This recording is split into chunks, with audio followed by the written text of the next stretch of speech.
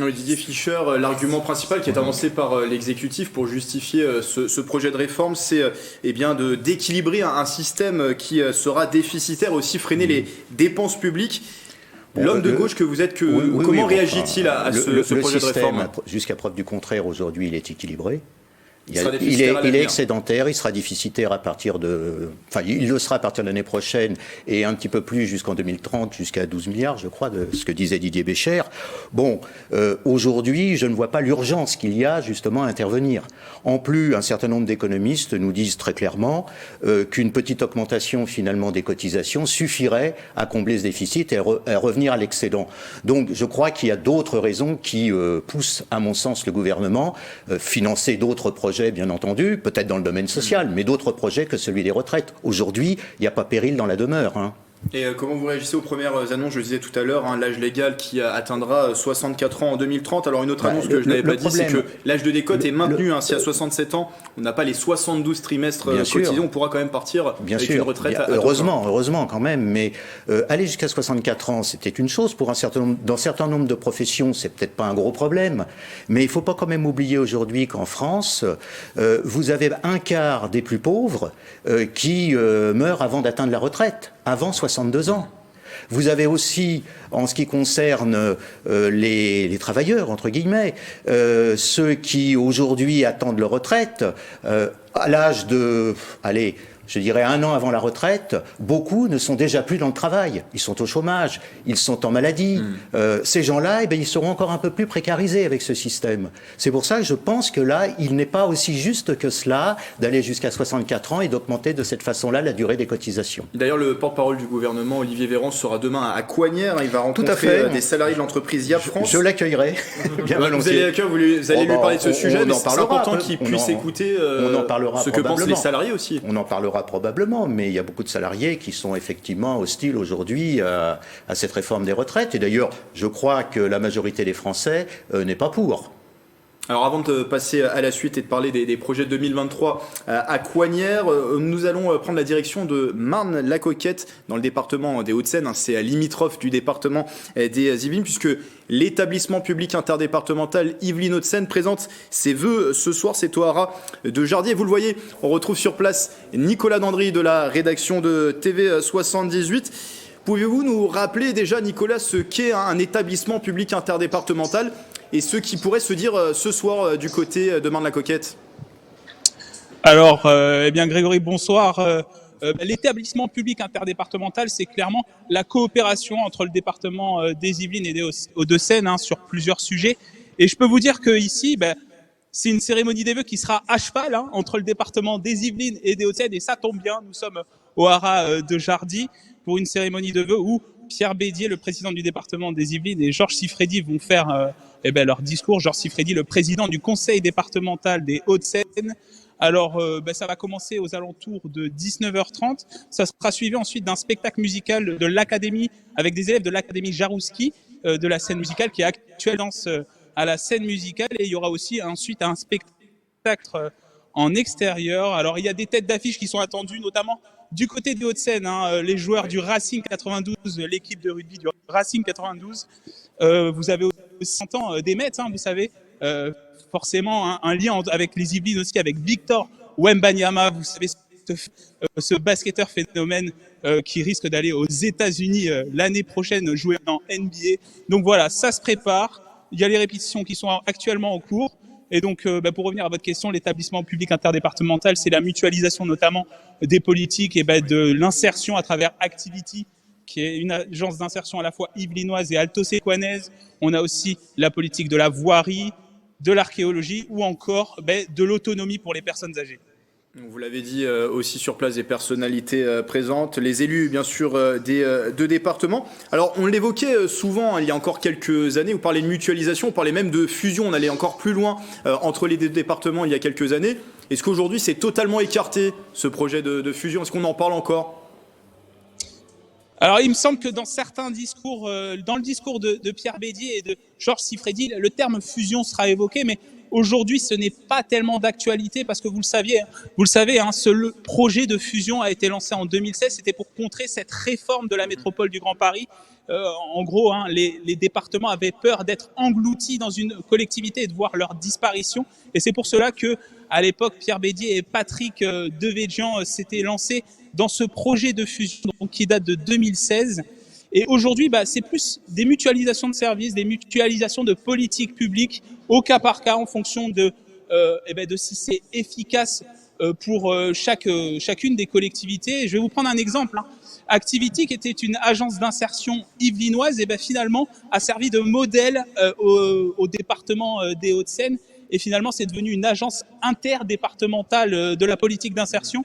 Et autre exemple, c'est le Pass Malin. C'est un pass qui permet de favoriser l'accès à la culture pour les jeunes, qui était un dispositif alto-séquané. Et finalement, ça a basculé du côté yvelinois. Donc voilà, finalement, on échange les bons exemples, les bonnes politiques publiques, les bons exemples qu'il y a dans les Yvelines, dans les Hauts-de-Seine. C'est une mutualisation des services pour être une collectivité plus efficace. Voilà où on en est. Alors après, tout dépendra de l'évolution de la réforme de la métropole du Grand Paris, mais ça fait bien longtemps qu'on n'en entend plus parler. Ça remonte à avant le Covid. Mutualisation de compétences et donc mutualisation ce soir des vœux entre les Yvelines et les Hauts-de-Seine. Ça se passe du côté de Marne-la-Coquette. Merci Nicolas Dandry et merci également à Patrick Jacques de Dixmude aux moyens techniques. Oui, les fusions, ça peut être Didier dangereux, Fischer.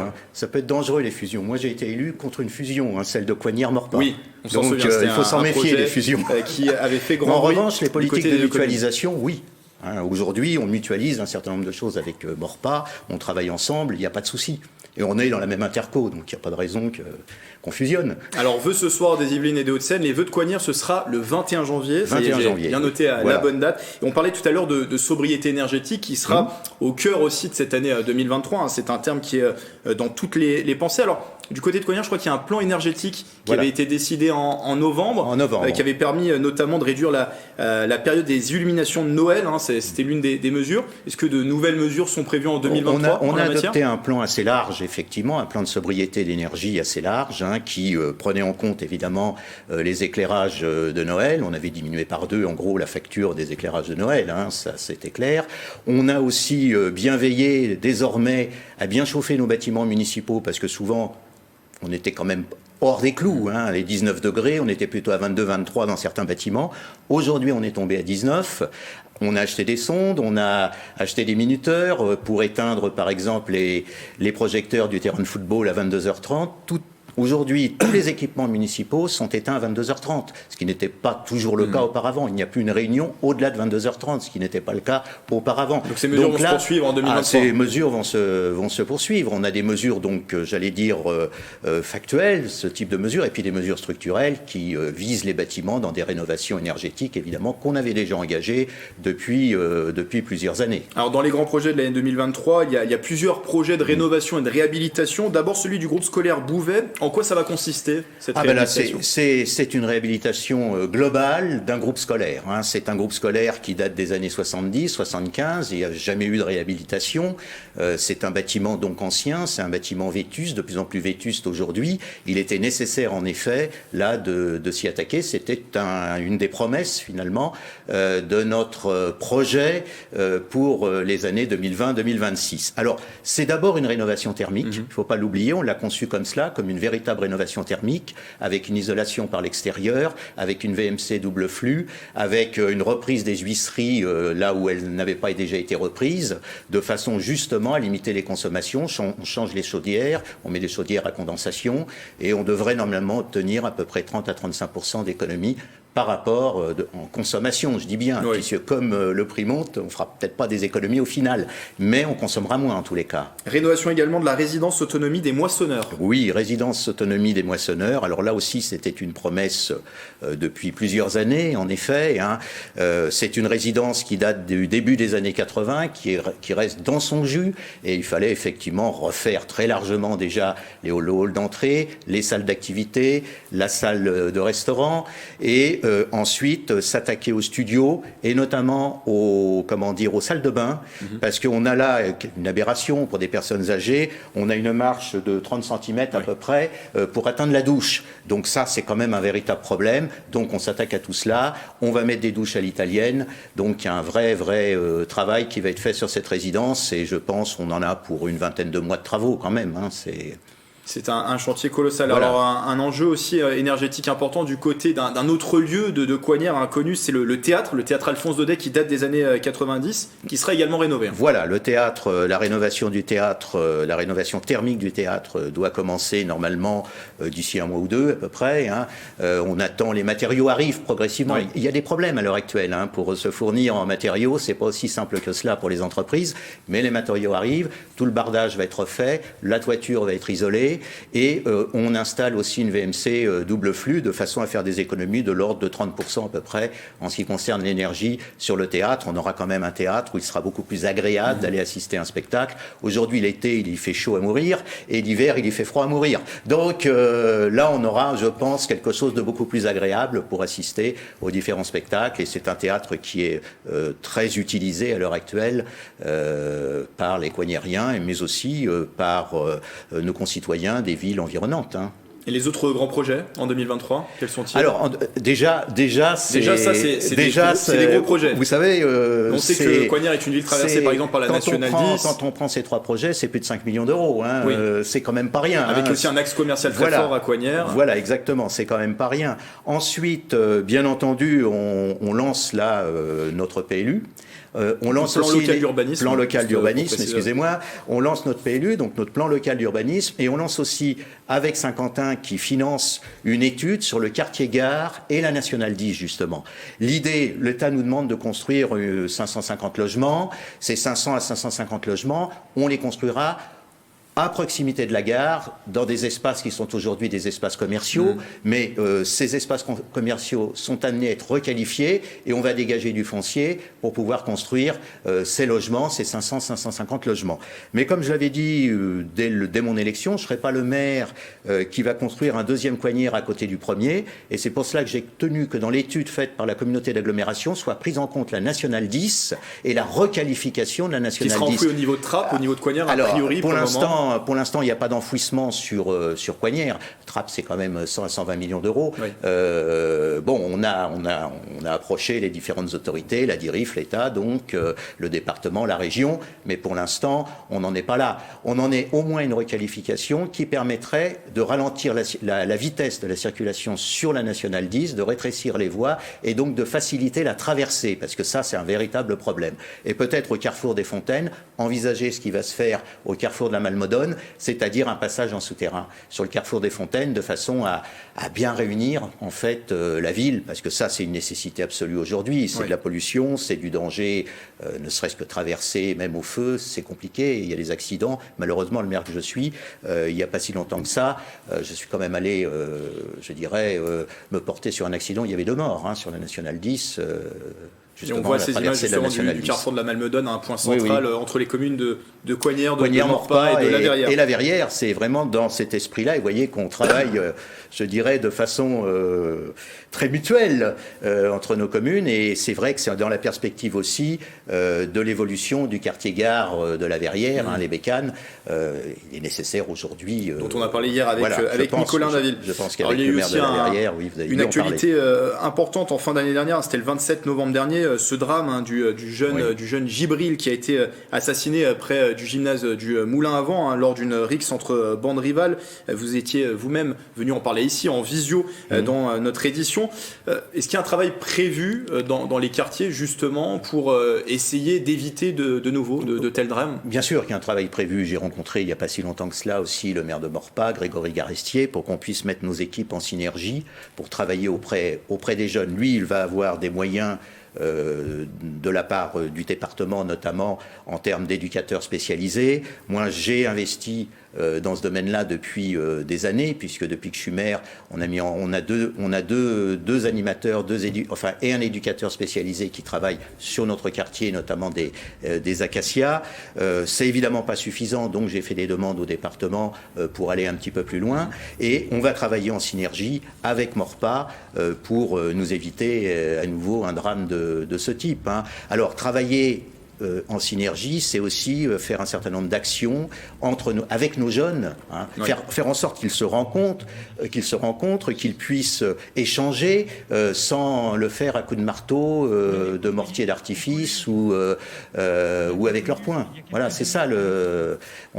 Il faut qu'on apaise évidemment cette relation. Alors on ne sait pas trop, hein, vous l'avez vu à cette époque-là, on ne sait pas exactement pourquoi il s'est passé cela, il s'est passé ce drame-là. Tout ce que l'on sait, c'est qu'il y a une forme de rivalité entre quartiers qui existe depuis des années. Moi, depuis que je suis à Coignières, depuis 2016, j'en entends parler. Avec les quartiers de la ville de Maurepas, oui. Voilà, et cette rivalité, elle continue d'exister encore aujourd'hui. On voyait d'ailleurs les images du rassemblement auquel vous aviez assisté, Michael Midoro, et c'est vrai que le mot qui était avancé, c'était l'apaisement, hein, quand même, sur ce rassemblement, cette marche blanche. Dans mes souvenirs, la maire avait pris la parole à la fin de cette marche blanche, avait appelé à l'apaisement tout au long de son discours. Voilà, on avait tous appelé à l'apaisement, hein, le maire de Maurepas, moi-même, la maire, effectivement, de ce malheureux jeune de 14 ans. Hein. Il ne faut quand même pas oublier qu'ils sont de plus en plus jeunes. C'est ça aussi un des problèmes auxquels nous sommes confrontés aujourd'hui, et que tous les éducateurs le disent.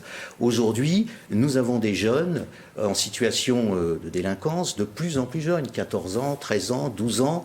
Là, le meurtrier présumé, il a 16 ans. Voilà, on est avec une jeunesse qui est perdue à l'heure actuelle. Alors juste avant de terminer cet entretien, on passe à l'interview express.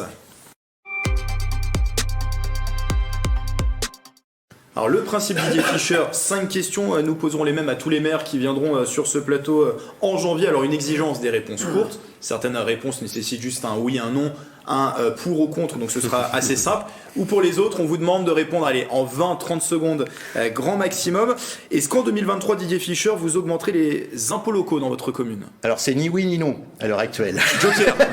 Non, c'est pas le joker, c'est à l'heure actuelle. On n'a pas suffisamment encore de visibilité, notamment du côté des augmentations gaz et électricité. Moi, on m'annonçait 300% pour l'électricité, 500% pour le gaz. J'attends un peu, j'ai fait travailler mes services en effet aussi sur les projets des différents services de la commune. J'attends le retour de tout cela pour prendre une décision avec mon équipe. Donc, je l'ai déjà dit aux Coignériens, vu la situation dans laquelle les collectivités aujourd'hui se trouvent, il est difficile de ne pas augmenter les impôts. Oui. S'il y a augmentation des impôts, ça sera d'une manière modérée, bien entendu, hein, mais vous savez, les impôts à Coignières sont excessivement bas. On nous envie, hein. Côté circulation, certaines communes ont fait le choix de passer à une limitation à 30 km/h. Est-ce que vous êtes pour ou contre une telle idée? Moi, je suis pour. D'ailleurs, je l'ai fait dans mon centre-ville. Oui. Aujourd'hui, tout le centre-ville de Coignières est à 30 km/h. Il y aura 2 axes qui ne le seront pas. Le boulevard des Arpents restera à 50 km/h et l'avenue Marcel Dassault restera à 50 km/h. Je pense que aujourd'hui, cela apaise sérieusement la circulation dans la ville, d'autant plus que nous, on est souvent une voie de délestage de la Nationale 10, il ne faut pas l'oublier. Le bio dans toutes les cantines de France, est-ce que vous seriez pour ou contre une telle obligation, une incitation peut-être? Une incitation forte, hein. J'essaye moi aussi de m'y mettre, hein. Tout au moins ce que je souhaite et ce que nous travaillons avec notre prestataire, c'est d'avoir de la nourriture effectivement de qualité et de proximité. Hein. Nous sommes dans le local le plus possible en quelque sorte pour cette nourriture et faire travailler, si possible, des agriculteurs des Yvelines ou des départements avoisinants. On a vu dans les derniers mois malheureusement des maires ou des élus qui ont été victimes d'agressions ou de menaces. Est-ce que vous, dans l'exercice de vos fonctions, vous êtes déjà senti menacé? Menacé, le mot est fort. En tous les cas, il m'est arrivé, quand je me suis un peu attaqué à certains trafics de drogue, notamment, d'être, menacé. J'ai eu des menaces sur les réseaux sociaux, des menaces qui sentaient la mort, en quelque sorte, sur les réseaux sociaux. Et un soir, une nuit plus exactement, à 1h30 du matin, j'ai été réveillé par des tirs de mortier d'artifice sur mes fenêtres, par exemple. Voilà, on essaye d'impressionner le maire pour qu'il ne fasse pas ce qu'il doit faire, c'est-à-dire empêcher effectivement ce genre de trafic aussi dans sa ville. La dernière question, est-ce que vous êtes un maire heureux? Oui, bien sûr, je suis un maire heureux et j'ai toujours pensé que le mandat de maire était le plus beau des mandats et je continue de le penser. Voilà. Merci Didier Fischer, je le rappelle, maire de la commune de Coignières et également vice-président de Saint-Quentin-en-Yvelines. Très bonne année 2023 dans votre commune. Merci et très bonne année à vous aussi. Merci beaucoup.